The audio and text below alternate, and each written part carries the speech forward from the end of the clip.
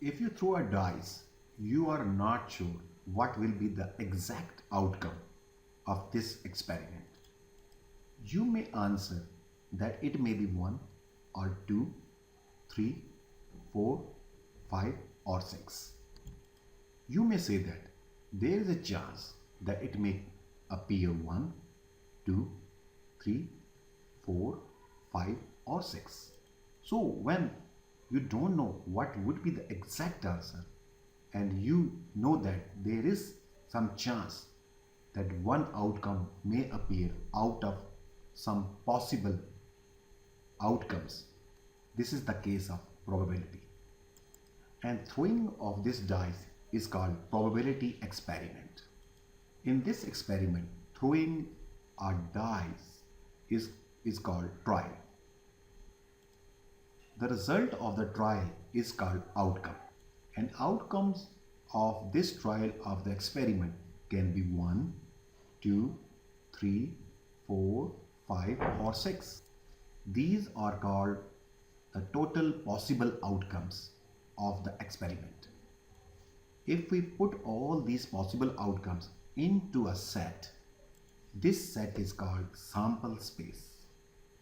So sample space is basically the total possible outcomes in a probability experiment. If the chance of every outcome is same, we call these outcomes equally likely, and this experiment is called a fair experiment, or this dice is called a fair dice. And out of these possible outcomes, we are interested to know the probability of one outcome. Suppose we are interested that what is the probability of 6. This is called favorable outcome. So the favorable outcome is the outcome out of these possibilities sample space, and if we put this favorable outcome in a set, this set is called event. To know or to find the probability of this favorable outcome in which we are interested, or we can say that what is the probability of occurring 6 or coming 6, in that case, to find the probability of this 6, we have to count the number of outcomes in the sample space and also the number of outcome in this event. So the probability of this favorable outcome, which is known as event right now here. Probability of event is equal to number of favorable outcomes of event divided by the total number of possible outcomes.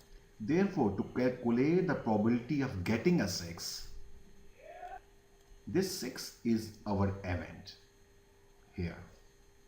And the total possible outcomes on this dice is 1, 2, 3, 4, 5, 6. Now to find the probability of 6, so the total number of possibilities, is 6, and the event in which we are interested is only one event. So in this event there is only one element, number of element in E is 1. Therefore the probability of getting 6 is only one event in which we are interested, and the total possible outcome are 6. So it is 1 over 6. Probability of getting 6 is 1 over 6 in this experiment. Suppose we are interested what is the probability of 7. So if 7 is not in this possible outcomes, 7 is not in the dice, so 7 is not in the sample space. So number of element in which we are interested is 0, and the total possible outcome in this experiment are 6. The probability of 7 is 0 because 7 is not there. So an event or any outcome whose probability is 0 is called uncertain event.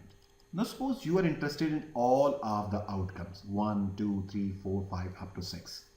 So the total outcomes in which you are interested are 6, and total possible outcomes are also 6.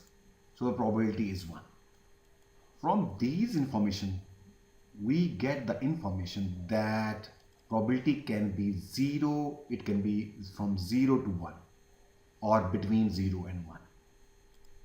From the information from of the above discussion, we came to know that probability can be 0, 1 or between 0 and 1. This is the first law of a probability. If we are interested in such an event which is not in the experiment, the probability will be 0 of that event. And that event is called impossible event. It will never occur. And if the probability of any event is 1, that event is called certain event or definitely occur event. If we add the probability of every outcome, in this case, the probability of 1 is 1 over 6, probability of 2 is also 1 over 6, like that, the answer will be 6 over 6, which is 1. So remember, the probability, the sum of the probability of each and every outcome will always be 1. These are the fundamental principle of probabilities. That probability can be 0 to 1, or the sum of the probability of every outcome will be 1.